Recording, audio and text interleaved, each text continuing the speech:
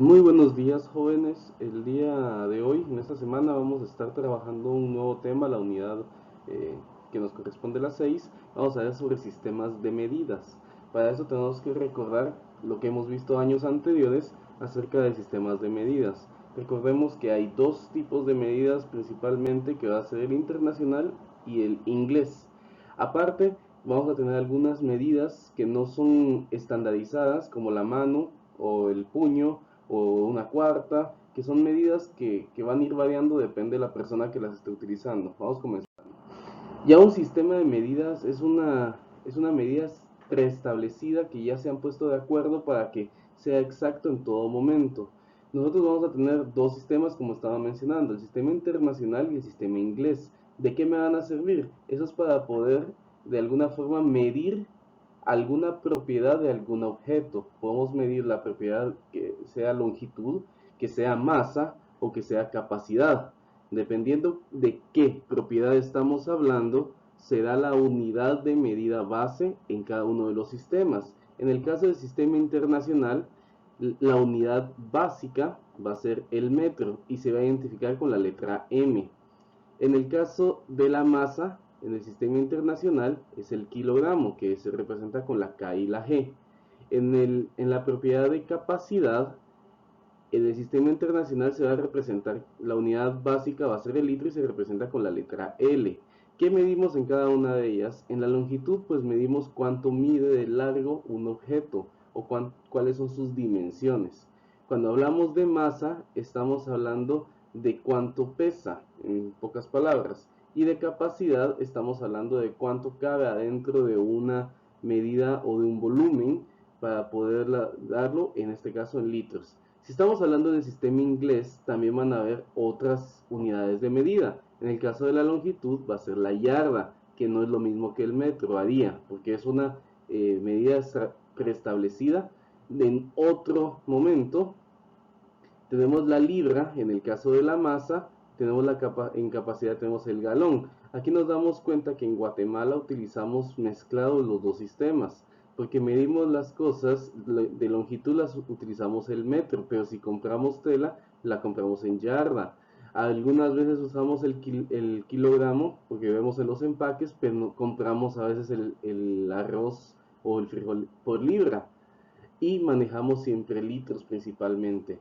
Entonces, estos dos sistemas fueron creados para unificar criterios en el mundo, principalmente el internacional es para que se utilice alrededor de todo el mundo. Anteriormente el internacional existía el inglés, que fue creado en Inglaterra y que se utilizó para estandarizar o unificar los criterios en ese país y en sus colonias.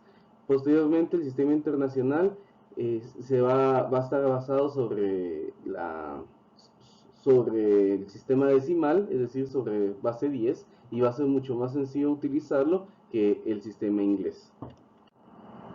Entre las propiedades que tenemos, como hemos mencionado, lo podemos llamar como propiedad o magnitud, tenemos la longitud, la masa, el, el tiempo y la capacidad líquida. Cada uno también tiene sus medidas, unidades de medida básica. Esta es una tablita que está en su libro, en la página 186, donde va a mencionar que el metro, obviamente el M, kilogramo, en tiempo va a ser el segundo y en capacidad líquida va a ser el litro, o sea, capacidad. En la iglesia, perdón, siempre sigue siendo la yarda, la libra, el segundo se mantiene, es decir, que en tiempo no va a haber distinción entre el sistema internacional y el sistema inglés. Y en la capacidad va a ser galón. Y aquí esto es lo que nos va a interesar, son las equivalencias. Una yarda va a medir 0.914 metros. ¿Eso qué significa? Que la yarda es un poquito más pequeña que el metro. Una libra va a equivaler a 0.454 kilogramos y un galón va a equivaler a 3.7854 litros. Entonces, estos son los datos que nos van a servir para poder trabajar, porque realmente ya lo podemos hacer, solamente estos datos son los que nos vamos a utilizar, entonces los podemos tener a la mano o nos los podemos memorizar, que sería todavía más sencillo.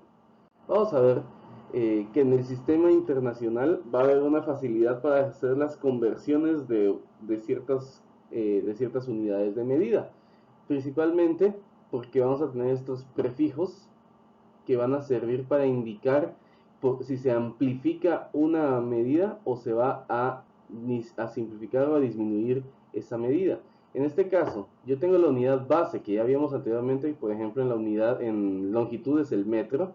Yo puedo utilizar el DA, que es la abreviatura que se llama deca. Entonces decámetro, hectómetro, kilómetro, megámetro y gigámetro. Eso sería en el caso de este prefijo que se le agregaría la palabra metro, metro, metro, metro, metro. Si estuviéramos hablando de medidas de masa, sería gramo, gramo, gramo, gramo, gramo. Y si fuera medidas de capacidad, sería litro. Lo mismo sería hacia abajo. Es decir, aquí se está amplificando por 10 veces. Es decir, un decámetro son 10 metros, un hectómetro son 100 metros, un kilómetro son 1000 metros. Entonces vamos a tener que ir memorizando estas palabritas, estos prefijos para saber de qué se refiere.